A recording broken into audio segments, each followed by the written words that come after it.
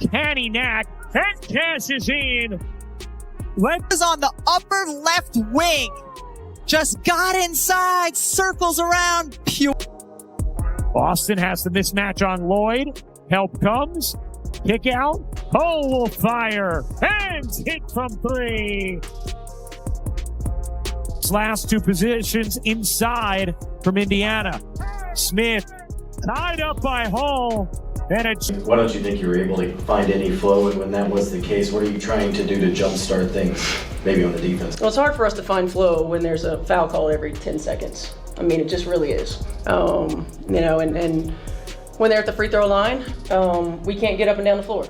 And that's a challenge. They were much more aggressive and physical defensively. We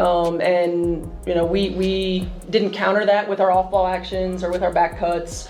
So they took us out of our comfort zone. I mean, offense is about rhythm, it's about timing, it's about spacing. We allowed them to do that. Sims, hoist, short, look at Hull coming screaming in for the rebound.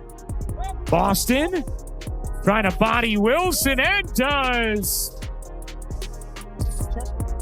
Sims back to Boston, going back to work and dropping it in.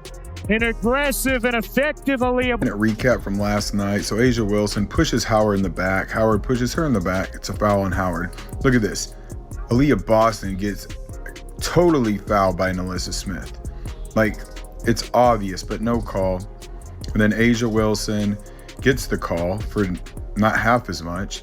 And then Alyssa Smith gets the call for not even getting touched. Here's a replay just to prove it to you. Yeah, here we go. She gets a foul called with a 3-point game for, I don't know why they called that foul, but it's the third quarter and they want them to win. So here we go. Ace is up by 3. They call another foul for Asia Wilson that isn't a foul. All right, so then they call another foul on the Fever that isn't a foul. And then to end the game after it's out of control because the Fever had a 6-point lead, but they kept calling fouls, another foul for Asia Wilson that's not a foul. Ball don't lie, Asia.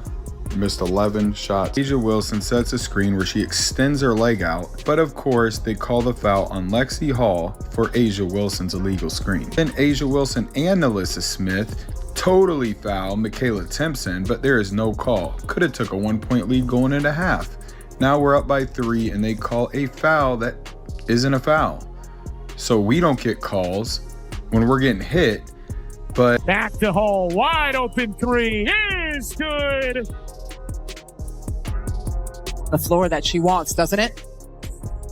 It does. Mitchell, cut it. Here's Mitchell. Mitchell, one more. You bet. Here's Boston, back to Hull. Sets herself up. Mitchell is free, laying it in. Been a while since Mitchell has gotten a shot attempt. Mitchell will get one here. Or just a clear out, letting Jackie Young go to work. Jackie Young with 17 points. Boston to the corner. Hull, catch, fire, and hit. Correct call. Evans dishes. Ray whips a pass inside. What a denial from Lexie Hull. The Hull able to save the play. 12-point game, a little under 2.5 to go. Hull hits Indiana's first field goal. Oh. Here's Hull working behind Boston. Boston was open. Great take, and Boston lays it in. Got hit a lot tonight. To shoot one free throw in 38 minutes. I know they told me not to say anything, but Lexie Hull left the floor seething after Indiana's Game 3 clash with Las Vegas turned into a whistle-driven storm. A night that should have showcased playoff intensity instead became a flashpoint over officiating so lopsided that players and analysts questioned the game's integrity. Hull's visible frustration and post-game remarks captured the mood of a Fever locker room, convinced crucial calls swung the series. What might have been a hard-fought loss now reads as a potential officiating scandal with league-wide repercussions, putting the WNBA under immediate pressure to explain how a pivotal semifinal unraveled this way. game data underscores the imbalance. Indiana was called for 24 fouls to Las Vegas's 13, creating a 20-6 free throw edge and a double-digit scoring gap at the line. Each whistle slowed Indiana's pace from 84 to about 78 possessions, forcing Hull and other starters into foul trouble.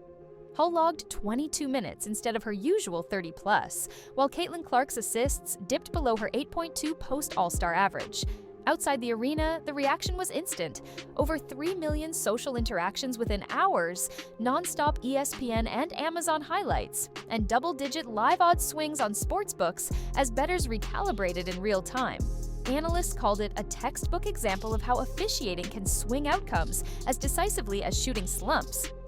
Indiana's playoff run, built on a jump from 10 wins to near .500, depends on its up-tempo identity. The Fever normally average 84 possessions per 40 minutes, but Game 3's constant whistles shrank that pace and neutralized the +7 net rating Clark and Hull produced together. Clark's 20 points and 8.2 assists, and Hull's perimeter defense drive that efficiency, yet both were blunted by foul disruptions. The stakes are financial as well. Home crowds over 10,000, up 60%, resale tickets topping $150 to $200, and national TV audiences of 1.5 to 1.8 million, double a typical playoff telecast. All feed a $100 million plus media rights deal.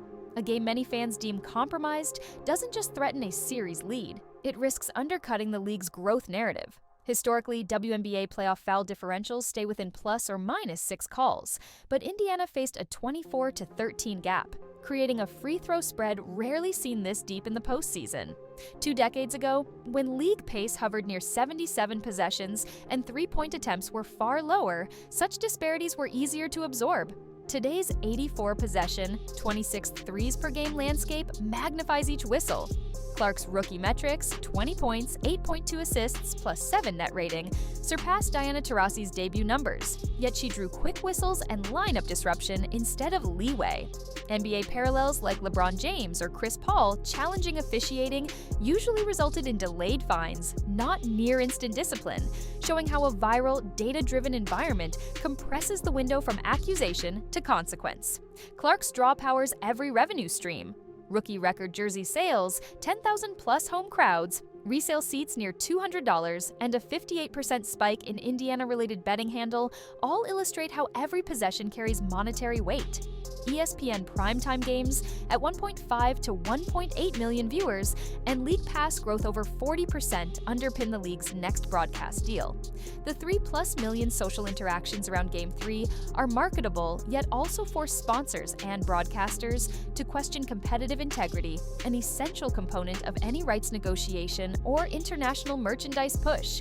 Indiana's postseason odds have already fallen from over 60% to below 30%, and a repeat of Game 3's whistle imbalance could end their run.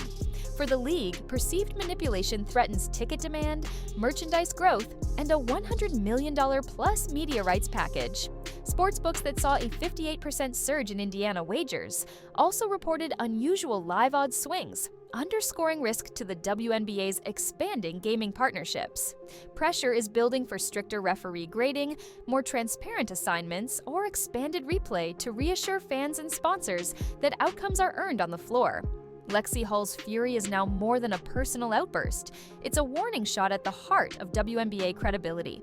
By combining hard foul count evidence with Indiana's season-long data surge, the Fever have forced the league to confront whether its officiating can keep pace with its booming audience.